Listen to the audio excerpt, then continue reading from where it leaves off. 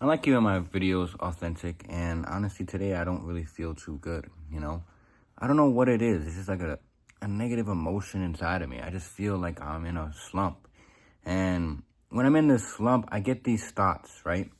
These thoughts of like I'm not doing enough, or maybe I'm not in the right space I'm supposed to be at right now, or I don't know, I'm just not doing enough. I'm just falling behind.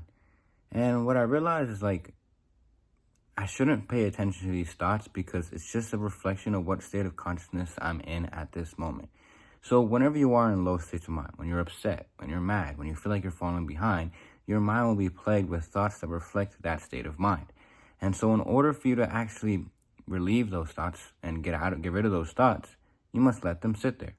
You might be wondering, like, why the hell would I just allow those things to be in my mind if it's just something I don't want to have anymore? Once you let go of that charge, that emotional charge those thoughts have towards you, they simply evaporate and get filled with something that is more positive. All right, and it's law. Whatever negative thing you allow to go through your body, through your mind, through your state of consciousness, whatever you want to call it, it's replaced by something more positive. Okay. And so, literally, as I was saying, hey, I feel like I'm falling behind, the more positive, because I finally accepted it, I finally just allowed it to sit through me, the positive thought magically appeared, and it was, God's timing is perfect. God, you're exactly where you need to be, and it's happening. Everything's happening for a reason. And those little thoughts that pop in my head that give me that sprout of positivity, I sit in that state rather than a state that's keeping me low. But you guys have to be sure not to get these secret payoffs that this ego inside of you likes to get. When we are in those slumps, when we're in those places where we're fearful, maybe we're just shaming ourselves for being behind, we unintentionally or unconsciously like to get these small payoffs that make us victimize ourselves or make ourselves feel sorrow and feel bad about ourselves, and maybe point fingers to other people for the reason why you're at the state you want to be at, or you're at the place you're at. Not where you want to be at. You're at the state where you're at. You're blaming somebody. All right? Hopefully that makes sense. And that causes you to repeat the cycle of you staying in that low state of mind. But instead, you have to look within yourself. Accept the things that you have done. Understand those things you've done in the past that caused you to live this life you're living now. And in that past moment, you thought that was the best thing to do. So just let go of condemning yourself, of shaming yourself, of feeling guilty, because those same emotions is what's producing those thoughts that's keeping you inside that state of mind. And you only attract what state of mind you're in. All right? And so, don't get me wrong. I truly believe that I've been able to let go of those things. I'm in a higher state of mind a lot more frequently. But of course, I still get tested. I still get those feelings of like, am I being enough? Am I enough? I'm not that super sad. If you are, you can hit me up. But those thoughts will always plague your mind. You will unconsciously just get those payoffs if you continue, seeping into those thoughts. And you will never get out. But the only way you get out is by simply letting those things be. And, of course, surrendering those thoughts and programs and emotions to God. If you can do that, then you have your golden recipe right there. You have your golden blueprint right there. Because God's going to be able to, the power of prayer is much more powerful than you actually think it is. A lot of people sleep on it because they just think having that conversation with God doesn't really mean much, since what they pray for usually doesn't happen like that. And what happens is they lose faith over time because they stop praying, or they stop reading their word, or they stopped letting go of those emotions and believing and having faith in God. And so they again produce results that reflect what state of mind they're in. And that's why a lot of non-believers or atheists don't like to believe in God, because they've tried everything that, us Christians or believers say to do, and they just weren't patient enough to truly see the beauty in everything. Now, I'm not calling you out. If you are an atheist, you have your own reasons, that you're 100% proven that's life, then go ahead and believe that. But at least believe that there's something inside of you that allows you to live a more positive life, so you don't have to continue condemning yourself, living in that shame or guilt, and you can live a much more happier life. And maybe that person you become will believe in Jesus or God later on. Who knows? Maybe you don't have to. But yeah, that's my own experience. Today, I don't know, it was just swallowing me up, and I was sort of resisting it. You know, there's one big thing too. Once you start resisting those thoughts, once you start resisting those emotions, you begin to feed it a little bit more. You begin to give it that power again, because I'm resisting something and that I'm pushing it away. I'm giving it power that, again, continues to seep and continue to cycle in my mind. So that's why you have to let it go. That's why you have to let it be and let God. And you'll live a lot more peacefully, right?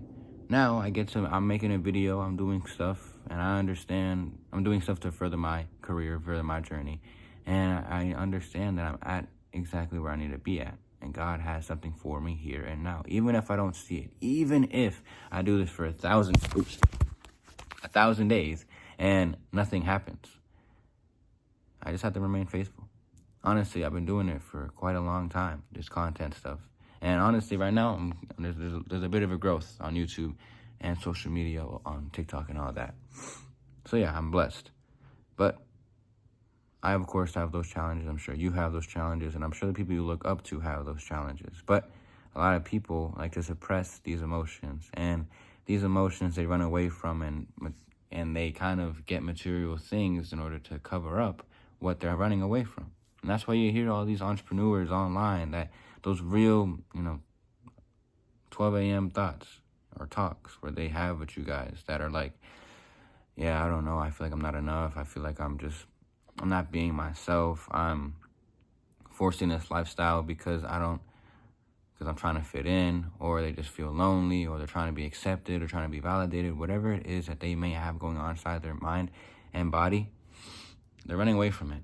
And they continue to strive to get more and more external validation, but no matter how much validation they get, they never feel like they're worthy enough, or they never feel like they're good enough.